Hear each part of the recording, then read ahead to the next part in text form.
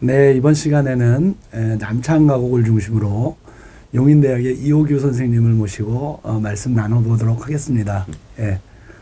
뭐 가곡 얘기하기 전에요. 네.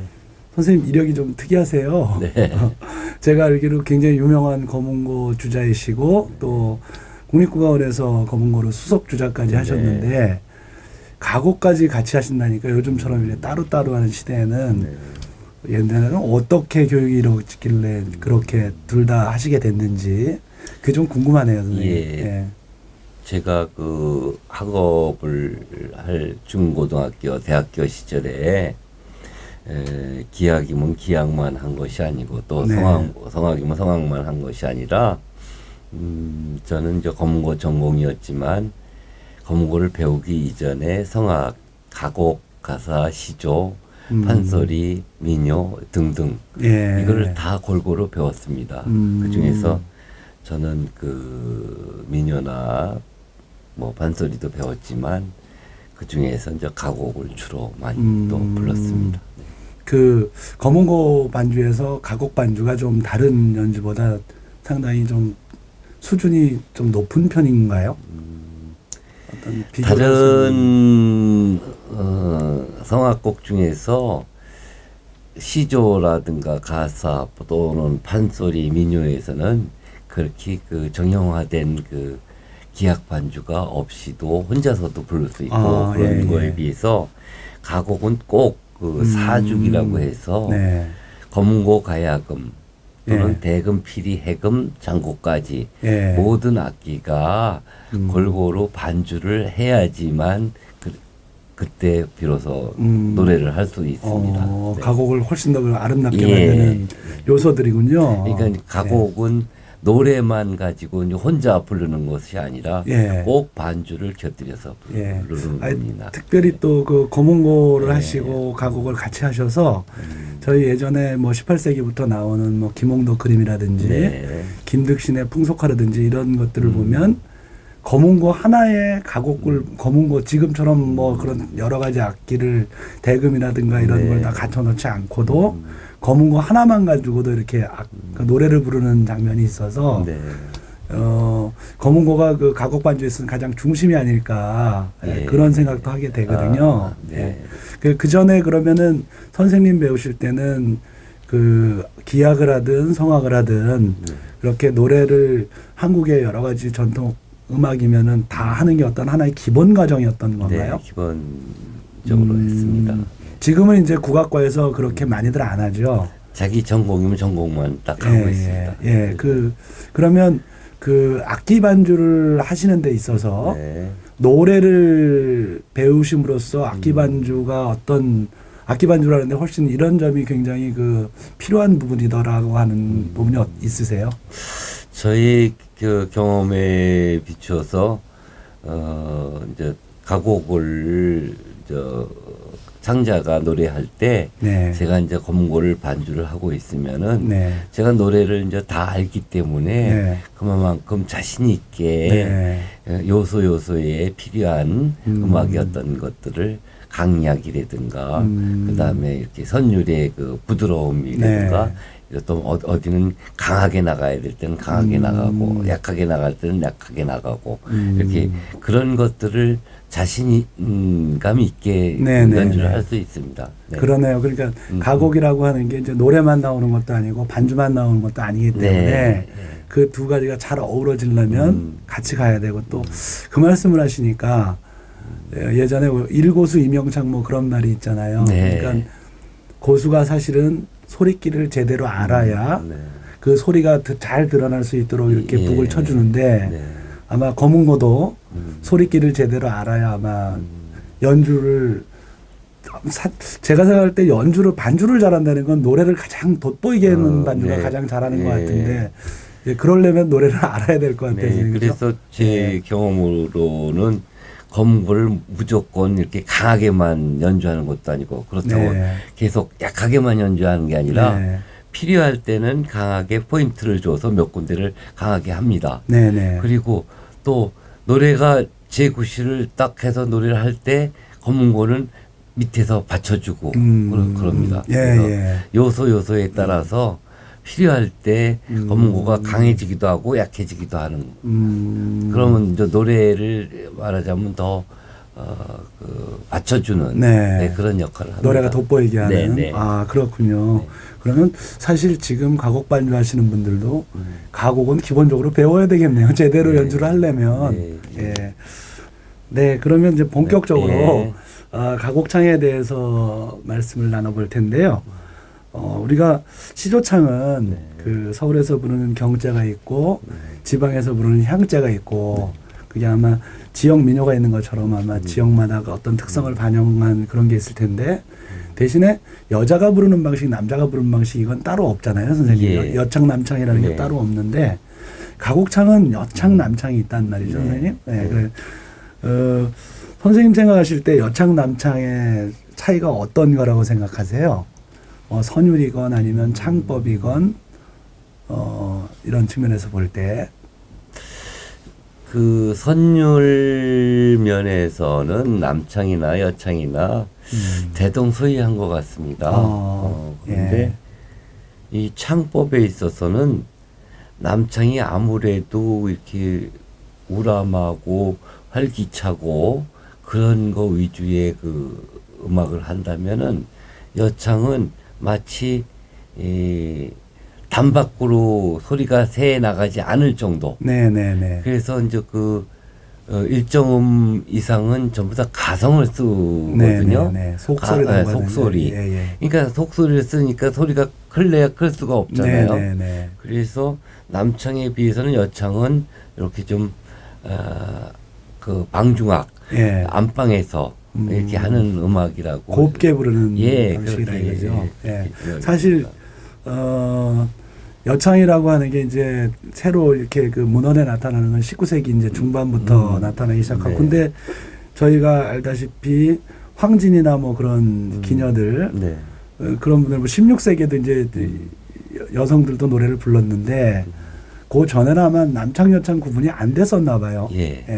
근데 사실은 그러다가 이제 어떤 필요에 의해서 이제 조선기의 여창이 이렇게 따로 이렇게 나왔을 텐데 그러면서 뭔가 선율이 좀 변화되거나 더 화려하게 되거나 그랬을 가능성이 있나요, 선생님?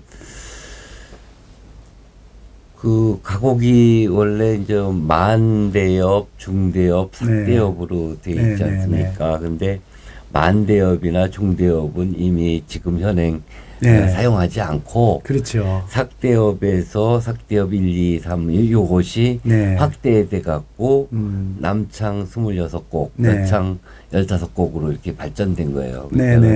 물론 만대엽이나 중대엽의 영향을 받았겠지만 지금 현재 현행으로 하고 있는 가곡 남창이나 여창은 삭대엽이라는 곡에서 이렇게 발생된 거 아닙니까?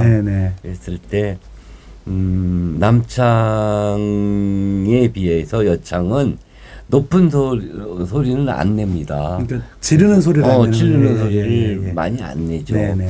예를 들면은 언이라고 얼락이라든가 얼롱이라든가 이런 것들은 남창에만 있지 여창에는 없습니다.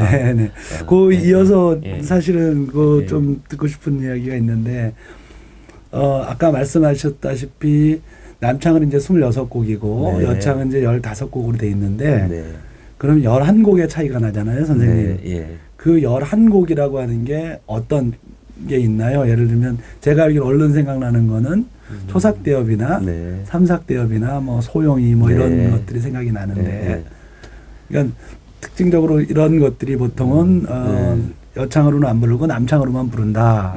그거에 대해서 좀 말씀을 해주시죠. 그 지금 그 가곡은 조가 우조하고 계면조가 있습니다. 현행은. 근데 우조에서 지금 선생님이 말씀하시더라도 초삭대엽이라든가 삼삭대엽, 소용 이거는 남창에만 있고 여창에는 없습니다. 그러니까 삼삭대엽도 상당히 높은 음역이고 또 소용이는 높게 질러낸다 그래서 그런데 여창에는 그게 없고 초삭대엽도 없으면서 이삭대엽, 중고, 평고, 두고 뭐 이런 것은 여창에는 있습니다.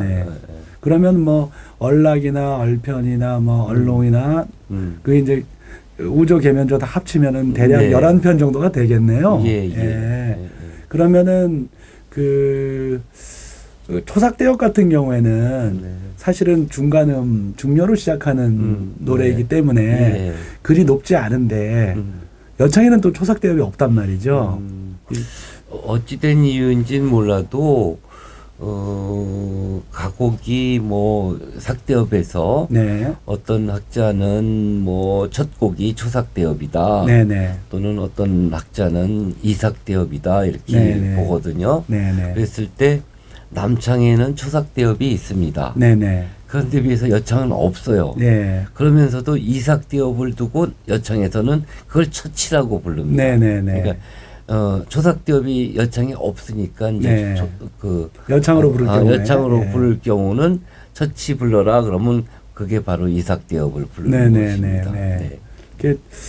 제가 듣기로는 이제 초삭대업 같은 경우에는 처음 시작하는 노래, 그러니까 첫치, 둘째치, 셋째치가 이제 네. 초삭, 이삭, 삼삭으로 말씀하시는 분도 있고, 근데 그건 아마 어떤 음악적으로 여성에게 어울린다 안 어울린다가 아니라 어떤 연행의 어떤 습관하고 관련이 된 어떤 것과 돼 있지 않을까. 초삭대역 같은 경우에는 음악어법상으로 어떻게 해석이 돼야 될지는 모르겠지만은 네. 종래 선생님들이 말씀하시는 걸로는 초삭대업은 처음에 이렇게 가곡의 문을 여는 네, 거다. 네, 네. 이렇게 말씀해 네, 주셨거든요. 네, 그래서 네. 음악의 어떤 그 형식이나 이런 거에 관계없이 네. 초삭대업은 처음 이렇게 남창이 네. 노래하는 것 이렇게 네. 저는 네네. 그러면 이제 또 하나는 선생님이 이제 불러 보시기에 초삭대업은 이제 첫 여는 노래니까 아마 내용상으로 어떤 차이라든가 이런 게 잘 안 발견될 수 있는데 이삭대업하고 삼삭대업은 또 뭐 이삭대업의 그 변주곡인 중거편거 두고 이걸 하더라도 이삭대업의 노래와 삼삭대업의 노래랑 음악적으로 부르실 때 이삭대업은 좀 이렇게 불러야 된다. 이래야 맛이 난다. 삼삭대업은 이렇게 불러야 맛이 난다라고 하는 부분이 있으신가요? 제가 그 이삭대업을 노래하는데 이삭대업은 그 한정간이 보통 한 20 정도예요. 네네네. 그래서 아마도 세계적으로 그렇게 느린 노래는 예. 아마 없지 않나 그러니까 16박 한 배가 그 정도 네. 근데 그래서 한 두 정권만 해도 1분 이상이 걸리고 한 서너 줄 하면은 벌써 2, 3분이 그냥 가고 그 정도로 했는데 이삭대업에서 남창 경우 보면은 상당히 느리단 말이죠. 느리면서도 그러면서 힘이 있습니다. 또 대개 이제 가곡은 단전에다가 힘을 모으고 등으로 해서 그 목을 통해서 이렇게 이제 소리를 내라고 하는 게 정설인데 이삭대업을 하면서 이렇게 하면은 힘 있게 그냥 쭉 장강이라고 표현해야 될까요? 큰 강에서 이게 거침없이 그냥 물이 이렇게 도도히 흘러가듯이 그렇게 그 이삭대업을 노래를 합니다. 이게 몇 박자가 지금 흘러갔다 뭐 이걸 가늠하지도 못할 정도로 이렇게 느린 상태에서 가고 큰 물은 이렇게 소리가 나지 않지만 그 거대한 힘으로 밀려가듯이 그렇게 가는 게 이삭대업이라 이 말씀이시죠? 거기에 비해서 이삭대업 이후 이제 중고나 편고, 두고를 통해서 음악이 조금씩 빨라지다가 이제 삼삭대업에 가서는 여기 이제 속도도 빨라지고 뭔가 이렇게 활기가 있다고 할까요? 처음 시작 음부터 사실 상당히 높고요. 그렇죠? 그래서 그렇게 이삭대업에 비해서는 훨씬 활기찬 그런 음악이다 이렇게 볼 수 있습니다. 그러면 그렇게 이제 높은 음악들이 삼삭대업을 지나면 소용이나 뭐 이걸 지나면 사실은 얼락이나 얼롱이나 이런 높게 지르는 노래들이 있잖아요. 그러면 선생님 생각하시기에 얼락이나 얼롱하고 그 삼삭대엽 그거 정도 그것의 차이는 또 어떤 거라고 생각하세요? 이게 소가곡의 문제이기도 한데. 예, 그 저기 소가곡 말씀하시니까 그런데 네. 그 초삭대엽부터 이삭대엽, 중고, 평고, 두고, 소용이, 네, 삼삭대엽, 소용이를 본가곡이라고 한다면은 네, 네, 롱, 락, 편을 네. 이제 소가곡이라고 하지 않습니까? 네, 네. 근데 이제 제가 이제 제자들한테도 초보자들한테 이렇게 하면은 느린 이삭대엽이 엄청 힘들다 그래요. 배우기가. 네. 거기에 비해서 저기 롱이나 락을 하면은 훨씬 쉽다 그래요. 물론 이 이삭대엽을 배우고 나서 배우는 거기 때문에 이제 그래서 그런지 몰라도 이삭대엽을 한번 어려우니까 한번 해봐라 해놓고 네. 롱락 편을 하면은 훨씬 쉽다고 합니다. 그 이유가 뭘까요, 선생님? 그거는 음악적으로 더 뭐 빨라서 그런가요, 선생님? 빨라서가 아니고 어법이 쉬운 것 같습니다. 부르는 게 그 롱락 편은 좀 쉽고 네.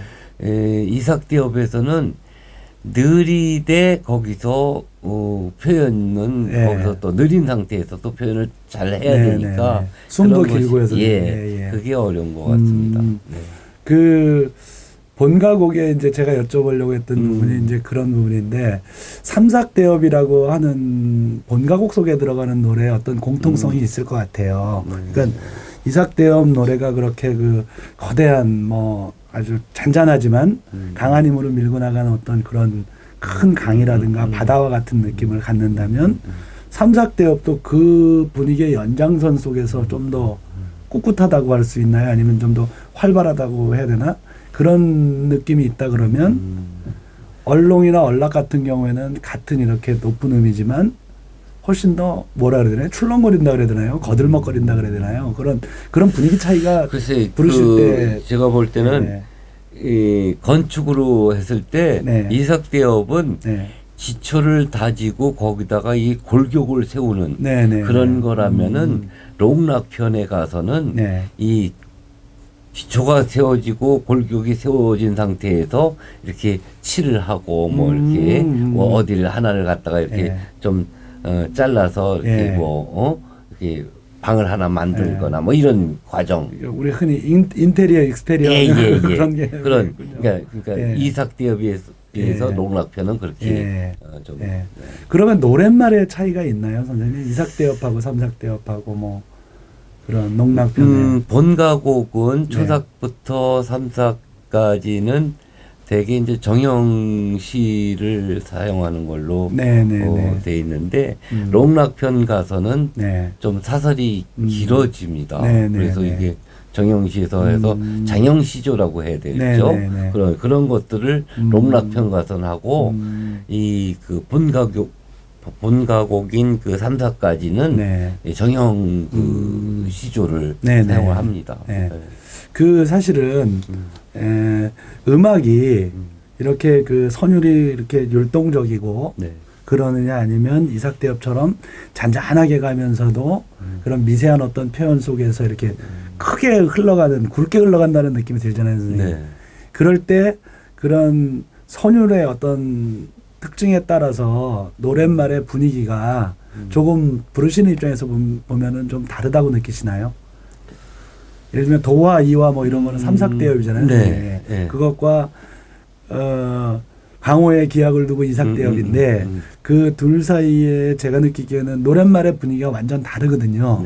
근데 그건 말고도 보통 삼삭대엽으로 부르는 노래와 이삭대엽으로 부르는 노래의 노랫말의 어떤 차이가 있어서 그런 선율의 어떤 차이도 생기는 건지.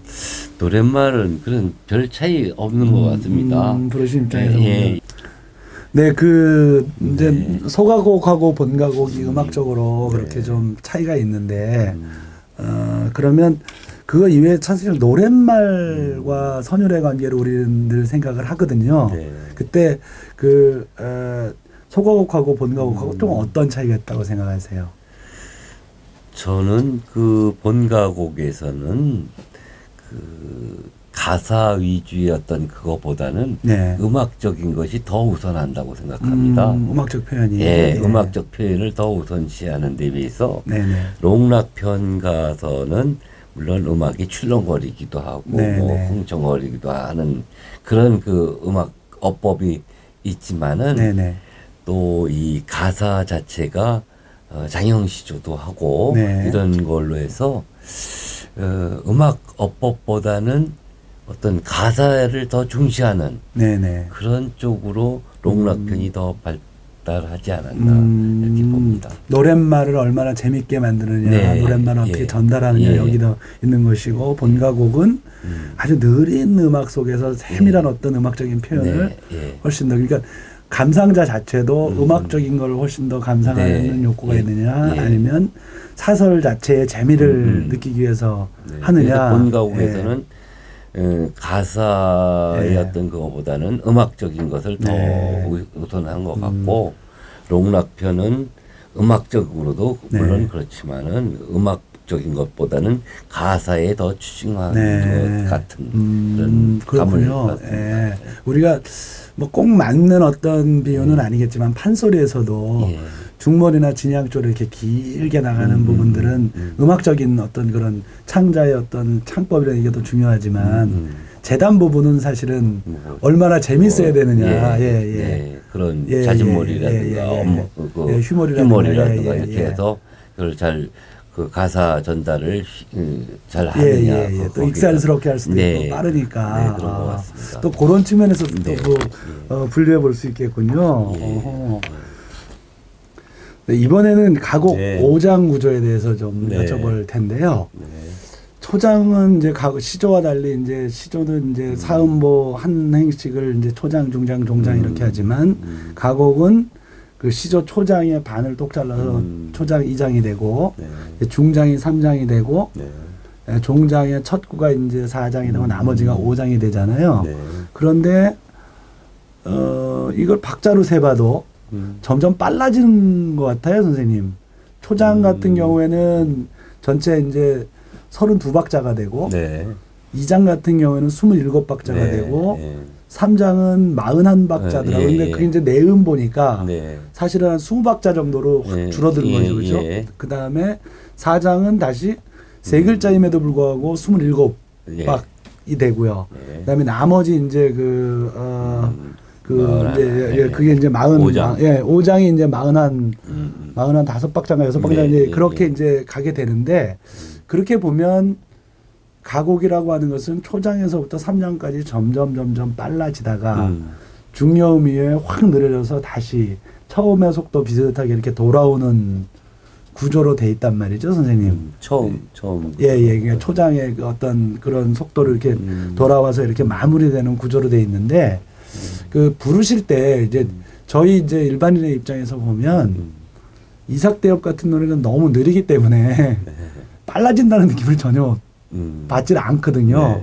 사실은 어떤 곡이든지 전부 그렇게 조금씩 빨라지는 말이 많아지고 박자가 적어짐으로써 그렇게 느끼는데 혹시 선생님도 선생님은 그게 약간씩 빨라진다는 걸 느끼시나요?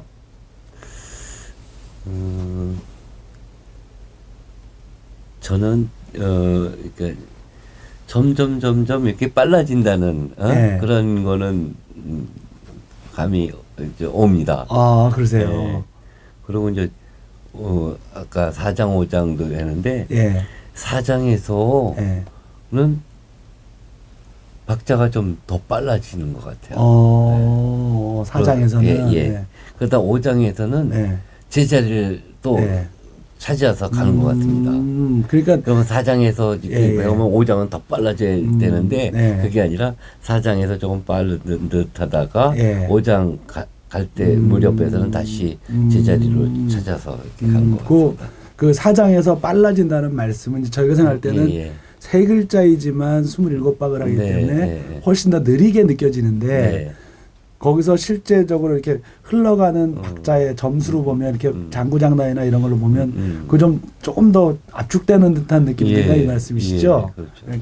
그러면 이제 그 부르시는 입장에서 보면 초장부터 5장까지 이렇게 그런 형식으로 이렇게 가는 그런 음악이 그 박자 수가 점점 줄어들면서 조금씩 빨라지다가 다시 이렇게 본래의 상태로 돌아오는 그 구조가 어떤 음악적으로 어떤 의미가 있는 건가요? 사실은 왜 도대체 그냥 똑같이 서양 음악처럼 네 토막이면 네 토막 똑같이 이렇게 가거나 민요처럼 정확하게 안 가고 거기다 또 가곡의 박자라는 것은 뭐 3233이라든 33233이라든 그게 세 박자 두 박자가 네. 연결돼 가지고 16박이 되니까 이것도 일정하지가 않아서 사실 일반인들은 어디서 도대체 이걸 박자를 맞춰야 되는 건지 그걸 잘 모르는데 그런 박자들이 만들어내는 또는 음악의 그런 오장 구조가 만들어내는 그런 어떤 음악적인 느낌이나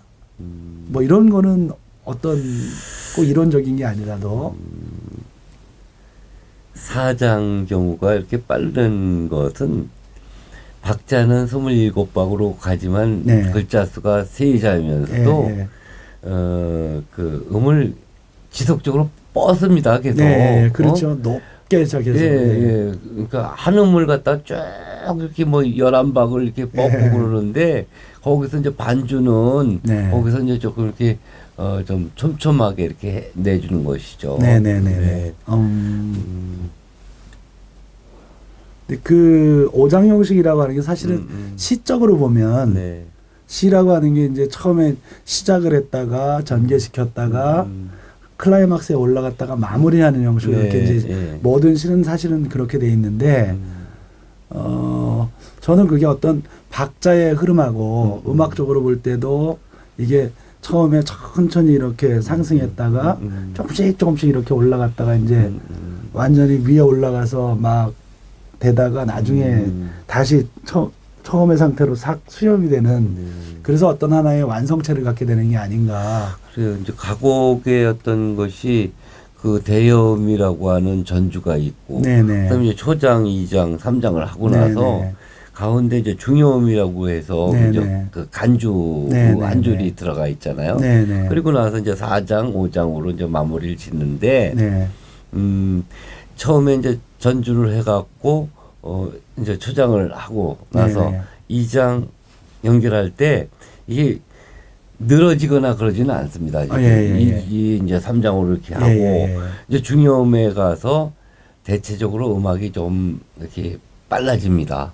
그래서 이제 4장이 좀 몰아치는 듯하게 이렇게 가다가 높은 고음으로 몰아치는군요. 예. 그러다가 이제 5장 가서는 네. 다시 제자리를 찾아가는. 네네네. 아마 이런 형식은 네. 아마 우리나라에 이렇게 5장 형식으로 된 거는 네. 다른 음악은 없죠. 네네. 없는 것 같아요. 그래서 그게 참 어렵기도 하고 오묘하다. 저희가 이제 제가 왜 이런 말씀 드리냐면 저는 학교 다닐 때 늘 시조라고 하는 것을 초장, 중장, 종장 이렇게 3장 형식으로 돼 있고 사음보라고 이렇게 우리가 배웠는데 실제 저도 노래를 불러보면 4장은 따로이고 노래를 부를 때 5장 부분이 사실은 4개 음보로 나뉘잖아요.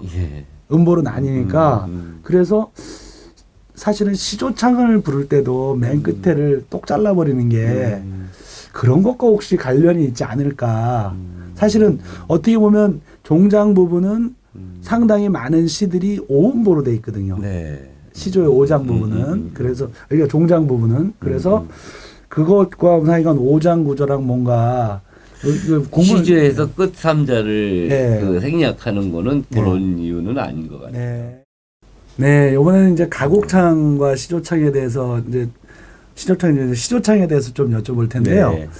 가곡창은 우리가 종장 말구까지 다 끝까지 부르잖아요, 선생님. 네. 물론 뭐 박자가 뭐 어떻게 다르다 이거 복잡한 이야기인 것 같고 종장 말구를 이렇게 똑 생략해 버리는데 그리고 이제 어떤 황과 그 중요하고 이 황종하고 이 두 음이 이제 기둥음이 돼가지고 사실은 거의 가게 되는데 그러면서 들어보면 굉장히 단순하지 않은 음악처럼 들린단 말이죠. 이게 시조가 도대체 그 두 음을 기둥음으로 하면서 어떤 노래로서의 맛을 내는 이유하고 또 종장 말구를 이렇게 똑 떼버리는 그 이유가 어디 있는지 제가 두 가지 질문을 한꺼번에 드렸네요. 가곡은 그렇게 반주를 다 곁들이고 네. 그래서 이제 그렇게 5장 형식으로 연주하는 거에 비해서 시조는 그냥 반주 없이도 무릎장단만 갖고도 할 수 있고 네. 또 뭐 간단한 대금이라든가 네. 그 뭐 단소나 네. 이런 반주만 갖고도 그냥 하지 네. 않습니까? 네. 근데 가곡이 5장 형식으로 돼 있음에 이 시조는 초장, 중장, 종장으로 네. 3장으로 이렇게 돼 있는데 제가 이제 그 가곡을 부르고 또 이제 시조를 이렇게 부르다 보면은 이 본가곡에서 보면은 이게 반주가 나오고 하기 때문에 어떤 그 가사나 이런 거에 대해서 소중하지 않다라는 얘기가 아니라 네네. 그냥 음악이 그냥 흘러가요. 네. 거기에 비해서 이 시조는 반주가 뭐 없을 수도 있고 그렇죠. 아주 간단하거나. 예. 간단하거나 없을 수 있기 때문에 그때는 그 한음 한음을 하는 그에서 가사 전달을 네네. 더 우선하는 것 같습니다. 시조에서는. 그럴 수밖에 없겠네요. 예. 그래서 저도 그 음악법이나 이런 걸로는 잘 가늠하기가 쉽지가 않은데 그 마지막 그 종장 끝 네. 3자를 보통 생략해서 예. 부르지 않습니까? 그리고 아주 야멸차게 끝나죠. 예. 느닷없이. 예. 그런데 저는 생각하기를 그 끝 3자를 안 불러도 네. 처음부터 이렇게 갖고 뭐 만약에 병시조의 경우 네네네. 45자 예, 내죠. 예. 그러면 42자를 정도를 하고서는 3자를 안 불러도 네. 그런가 안 그런가 어쩐가 이러면서 생각을 사유를 네. 할 수 있게 하는 네. 그런 것이 아닌가 저는 그렇게 생각합니다. 이 평시조 한 곡 부르는데 네. 이렇게 와야 4분 걸리거든요. 네. 빨리 하면 3분 30초 예, 4분인데 예. 4분을 하면서 마지막 그 3자를 네. 못 불러서가 아니라 네. 그걸 안 불러도 그 초장, 중장, 종장에 있는 그런 어떤 가사에 담긴 것을 네. 그 3자를 안 불러도 그걸 네. 다 이렇게 사유할 수 있지 않을까 그런 생각을 네. 저는 사실은 해봤습니다. 시에서나 아니면 예술에서 네. 생략이라고 하면 사실은 여운하고 관계가 있잖아요. 네. 그러니까 뭘 네. 다른 어떤 그 이후에 이어질 세계에 대한 어떤 상상력을 네. 자극한다든가 예. 여러 가지 뭐가 이유가 있는 것 같아요. 네, 저희는 이제 뭐 어렸을 때부터 우리나라는 국악을 안 가르치니까요. 네. 예, 저는 뭐 학교 다니면서 평생 시조, 가사 뭐 이런 걸 한번 들어본 적이 없고 민요도 그냥 선생님 풍금에 맞춰가지고 네. 예, 서양 음악으로 배워서 아마 저뿐만 아니라 대부분의 사람이 그럴 것 같고 요새는 그래도 초등학교 때부터 조금씩 이제 국악에 대한 부분이 이제 음악 교과서에 들어가 있더라고요. 네. 이제 그러다 보니까 저도 고전 시가 전공자임에도 불구하고 시조, 가사, 가곡, 잡가 뭐 이런 것들이 음악적으로 어떻게 다른지 네. 전혀 잘 감이 없어요. 네. 예. 그래서 선생님 이제 가사도 이제 다 아마 기초과정으로 배우셨고, 네. 그러니까 그 가곡하고 가사하고 네. 잡가하고 네. 뭐 어떻게 다른지 음악적으로는 뭐 우리가 12가사만 봐도 노래 내용도 너무 성격이 판이하게 다른 것도 네. 있고 어떤 예. 건 막 후렴구가 들어가 있는 예. 것도 있고 예. 또는 상사별곡 같은 경우는 그냥 애정가사로 그냥 가사로 봐도 될 것 네. 같고 뭐 여러 가지가 있거든요. 네. 예. 저는 그 가곡은 이제 남창 경우 네. 보면은 25곡이 첫 곡부터 마지막 곡까지 다 유기적인 그 음악적인 관계가 있다고 봅니다. 네. 그래서 한 곡 한 곡이 독립적인 곡이기도 하지만 네. 그걸 이어 부를 때도 똑같이 이렇게 해서 이게 이제 첫 곡과 둘째 곡과 셋째 곡이 다 그 음악적으로는 연관을 갖고 있는 그런 네네. 곡들입니다. 거기에 비해서 가사는 보통 12가사라고 하지 않습니까? 네네. 12가사는 한 곡 한 곡이 다 독립된 곡이죠. 네, 네. 그래서 그러니까 한 곡과 그 다음 곡, 뭐 예를 들어 백구사와 죽지사가 이게 연관이 있는 게 아닙니다. 네. 한 곡 한 곡마다 네. 다 다르죠. 음악적으로도 전혀 다른 말씀이시죠. 그러면 그 가사 중에 그 음악적으로 가까운 친연성이 있다 그러면 어느 쪽하고 더 친연성이 있나요? 가곡하고 아마 친연성이 가곡하고 관계가 있다면은 백구사라든가 뭐 죽지사라든가 춘면곡 같은 그런 것들은 어떤 가곡풍에 가깝다고 볼 수 있고요. 저기 뭐 상사별곡이라든가 황계사 뭐 이런 것들 매화가 이런 것들은 어찌 보면 잡가하고 같아요. 그러니까 민요의 그 희모리 잡가라든가 또 서도 소리 이런 쪽으로 더 그 식임새부터 시작해서 요송하는 거 이런 것들이 가곡하고는 다릅니다. 그러면은 민요도 예를 들면 경기 민요의 어떤 창법만 갖고 온 것도 아니고 서도 민요의 창법도 갖고 오고 그렇군요. 그러면은 가사라고 하는 거는 음악적으로는 굉장히 여러 가지가 적어도 우리가 알고 있는 12가사라고 하는 것은 음악적으로 굉장히 다양한 성격을 갖고 있는 거네요. 음악어법적으로는 다양한 요소가 있다고 보아집니다. 가곡적인 요소, 어떤 거는 시조적인 요소, 어떤 거는 희모리 잡가적인 거, 어떤 건 서도소리 이렇게 하고 그런 여러 장르의 것들이 많이 이렇게 첨삭이 되었다고나 할까요? 뭐 제가 이게 기억이 맞는 건지 모르지만 백구사 같은 경우에 들어보면 첫 대목 앞에 부분 꼭 편삭대어 비슷한 느낌이 들거든요. 그게 맞는 건가요, 선생님? 그런 느낌을 갖는 게?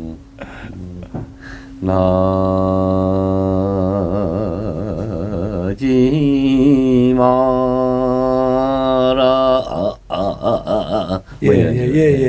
그래서 되게 그래서 그러면 아까 이제 가곡 쪽의 어떤 그런 곡의 곡태가 비슷한 작품들이 이제 백구사나 뭐 춘명곡이나 이렇게 된다 그러면 그건 그러면은 아까 저희가 얘기했던 본가곡하고 소가곡 중에서 어느 쪽에 더 가깝다고 봐야 되나요? 뭐 롱락 정도에 해당한다고 볼 수 있습니다. 그렇군요. 그래서 이제 19세기에도 보면 가곡을 부르던 사람들이 가사나 잡가 잘 안 불렀다가 그 이후에 이제 가사를 좀 불렀다 나중에 이제 잡가까지 다 같이 부르는 아마 대중의 어떤 요구에서 이렇게 점점 부르는 영역이 더 넓어진 것 같은데 그렇게 되면은 훨씬 더 좀 당시의 사람들이 상층 음악이라고 생각하던 거에서 조금씩 이렇게 열린 거라고 봐야 되나요? 좀 민속음악적으로? 음악이 무슨 뭐 위가 어디 있고 아래가 어디 있겠습니까? 그냥 인간의 그 성정을 잘 고루해서 즐겁게 해주고 처음에는 음악이라는 개념이 이렇게 뭐 즐겁게 해주기 위한 것이 아니라 자기 수신의 음악이었던 것이 이제는 대중에게 이제 이렇게 기쁘게 즐겁게 해주기 위한 음악으로 변모하다 보니까 아무래도 가곡 같은 그런 음악보다는 가사나 시조 그러고서 나중에는 그렇게 작가도 하게 되고 이러는데 아닌 말로 그 희모리 작가나 뭐 이런 것들은 그러니까 감미롭고 재미있지 않습니까? 그래서 우리 그 성정을 자극시키고 그런 것 같습니다. 언제 그 선생님한테 그 12가사도 좀 들어보고 또 가능하시면 작가도 한번 들어보고 그런 기회가 있었으면 고맙겠습니다. 이제 선생님 마지막 질문인데요. 오늘 정말 너무 많이 제가 여쭤봐가지고 죄송합니다. 그 선생님 이제 검은고 반주도 하시고 또 뭐 저희 노래 가르쳐 주실 때 보면은 또 뭐 장구도 치시고 온갖 악기를 다 하시는데 검은고 반주도 하시고 노래도 하시기 때문에 사실은 이걸 대답할 수 있는 몇 안 되는 우리나라의 몇 안 되는 그런 예인이라고 저는 생각을 하는데 그 가곡을 듣다 보면 너무 이상한 게 있는 거예요. 그 서양 음악 같은 경우에는 모든 음악이 노래의 선율에 맞추어서 같이 나간단 말이에요. 물론 화음이라는 그런 거에서 베이스는 베이스대로 이렇게 조금 다르게 하는 거 기본적인 선율은 같은데 우리 같은 경우는 검은고든 가야금이든 대금이든 어떨 때는 노래 선율하고 같은 선율로 가기도 하고 어떨 때는 노래 선율과 전혀 다르게 떨어지기도 하고 또 어떨 때는 노래 선율보다 살짝 앞서갈 때도 있고 어떨 때는 노래 선율보다 살짝 뒤에 가는 경우도 있는 것 같아요. 저는 노래라는 게 음악 반주라는 게 노래와 만났을 때 이렇게 할 수 있다는 게 너무 신기하기도 하고요. 이런 음악이 세상에 있을까? 이런 생각도 들고 또 하나는 도대체 이게 어떻게 하면 가능할까? 이런 식의 연주를 어떻게 고안해냈을까? 이런 생각도 들거든요. 그러니까 반주를 하시면서 노래를 같이 하시는 선생님의 입장에서 보면 언제 보통은 선율이 만나고 언제 보통은 떨어지고 또 앞서거나 뒤서거나 하는 그런 만났다 헤어졌다는 그런 것들이 주는 어떤 미감이라고 해야 되나요? 어떤 느낌이라든가 이런 것에 대해서 제가 뭐라고 구체적으로 여쭤볼 수도 없겠어요. 예. 글쎄 우선은 가곡의 경우는 노래가 우선이겠죠. 네네. 노래가 우선이니까 노래에 따라서 반주를 똑같이 한다거나 이런 것이 가장 잘하는 그 반주가 아닐까 이렇게 생각하면서도 한편으로는 지금 선생님이 말씀하셨듯이 어느 때는 반주가 앞서갑니다. 또 어느 때는 반주가 또 뒤로 쫓아와요. 합니다. 또 그런가 하면은 선율에 있어서도 노래가 따란 이렇게 많이 간다면은 반주는 따라 반주로 갑니다. 그러면 그것이 결국은 한 박자에서는 만약에 딴 요 두음이지만은 이걸 노래는 그렇게 갔는데 반주는 딴 반대로 또 가고 그래서 어떻게 보면 한 박자 내에서 음은 같은지 몰라도 어떻게 엄밀하게 보면은 따로따로 가는 것이죠. 근데 제가 볼 때는 가곡은 첫 곡부터 저기 마지막 그 초상대부터 태평가까지 보면은 이게 그 한 곡 한 곡이 다 독자적인 곡이면서도 그게 다 연결이 돼 있는 것 같습니다. 그래서 남창 경우 이렇게 해서 25곡이다 그러면은 25곡이 하나하나가 다 따로따로가 아니라 한 곡 한 곡 독자적으로 가면서도 그 다음 곡이나 그 다음 곡에서 유기적으로 다 관계가 있는 거예요. 그랬을 때 이를테면은 검고 같은 경우 이를테면은 이삭대업에서 어떻게 반주를 했다. 예를 들어 쌀갱 이렇게 했다 이거예요. 그러면 중고나 평고 가서도 그대로 쌀갱 합니다. 거기에 비해서 노래는 조금 변합니다 또. 반주의 고정성이 좀 더 있는 거군요. 그래서 검은고 주자로 봐서는 이게 같은 대목이라고 생각되면은 그렇게 쌀갱 하는 걸 갖다가 이수, 중고, 평고, 두고에다 그대로 적용을 하는 데 비해서 노래는 좀 바뀝니다. 가면서. 그렇게 하다 보면은 반주가 똑같이 나갔고 그러면 노래도 그러면 이수대업, 이삭대업 같이 두거나 평거나 뭐 이런 것도 가야 되는데 거기서 조금 바뀌거든요. 바뀌면은 상대적으로 보면은 이게 그 반주가 다른 거게 된 거죠. 그래서 제가 볼 때는 그 6대강이라고 보통 하는데 332, 332 박으로 갈려 있잖아요. 그래서 제가 봤을 때는 이 6대강에서 이게 적어도 노래와 반주가 6대강에는 같이 맞아 떨어져야 되고 크게는 그러나 첫 박부터 16박까지를 모두를 다 같이 맞추는 게 아니라 네. 경우에 따라서 노래가 이렇게 앞서기도 하고 네. 반주가 그걸 뒤에 이어주기도 하고 네. 아 노래가 좀 늘어진다 싶으면 반주가 딱 앞으로 나가기도 하고 예. 그러면 아이고 이게 지금 늘어졌구나. 이거 그러면 또 제 모습대로 이렇게 가면은 같이 맞춰지기도 하다가 경우에 따라서는 반주가 또 뒤로 쳐지기도 하고 그래서 이게 이제 그 세계 무형유산으로도 이제 돼 있고 네.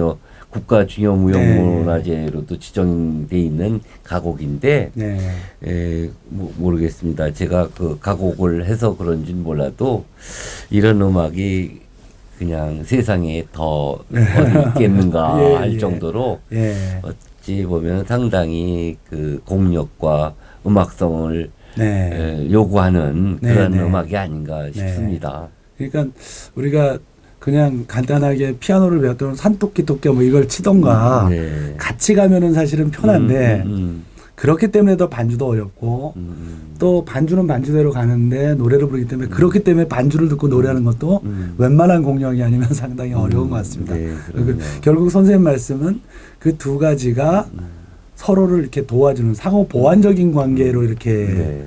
음악과 노래가 반주와 노래가 간다는 말씀이시군요. 예. 아, 예. 알겠습니다.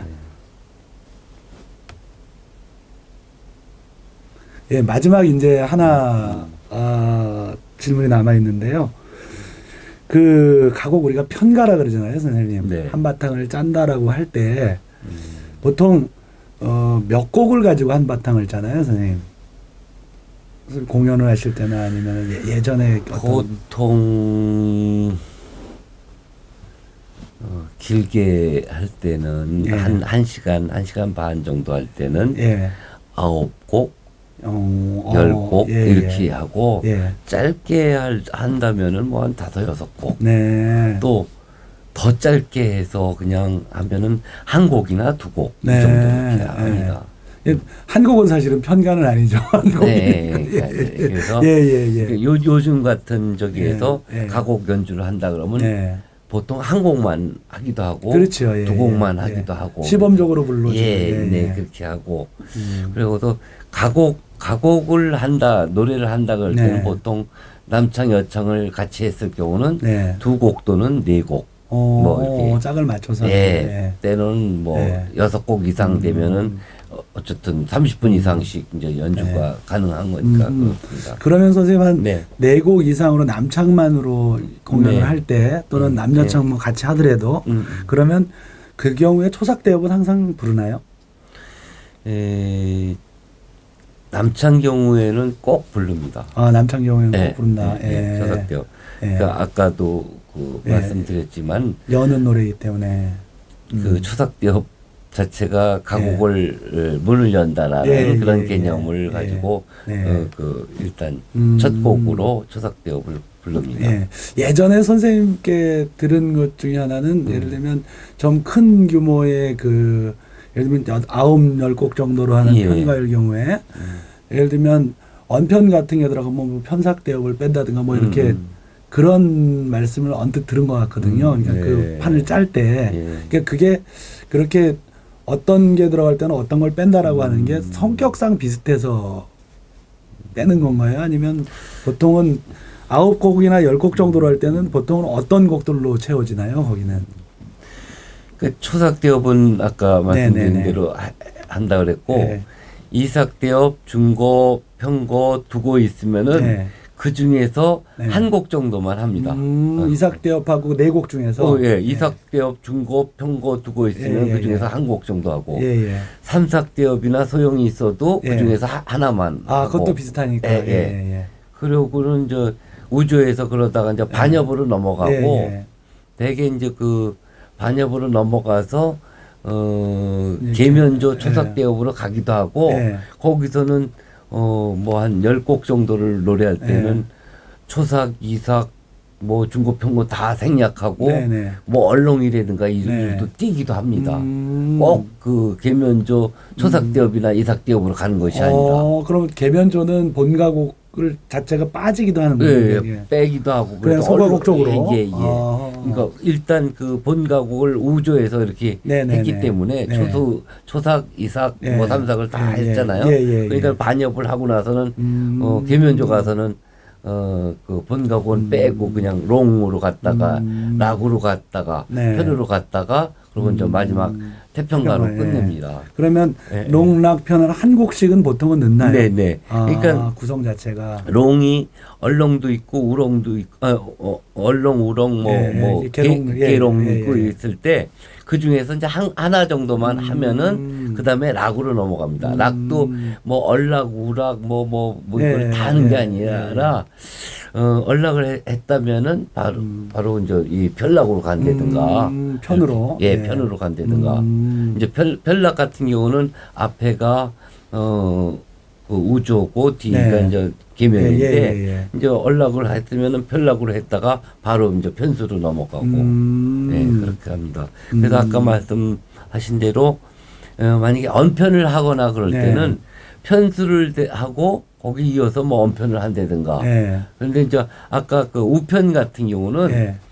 얼락을 하고 예를 들어 우락을 했다. 예. 얼락 우락을 하고서는 편락이나 편수로 안 가고 네. 얼락 우락 그러고는 우편으로 그냥 편으로 끝나버립니다. 네. 그때는 그냥 그 계면조의 그쪽으로 안 가고 얼락 우락 우편.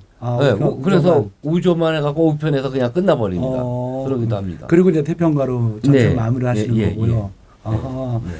좀 궁금했거든요. 그게 예. 도대체 판을 짤 때 어떤 그게 있는데 이제 또 하나는 판을 이게 한 바탕을 이렇게 예를 들면 6곡이든 뭐 10곡이든 이렇게 짜실 때 네. 내용이나 어떤 주제의 어떤 공통성이나 이런 걸 가지고 짜시는 경우도 있나요? 그렇게 하는 것이 마땅한데 예, 예.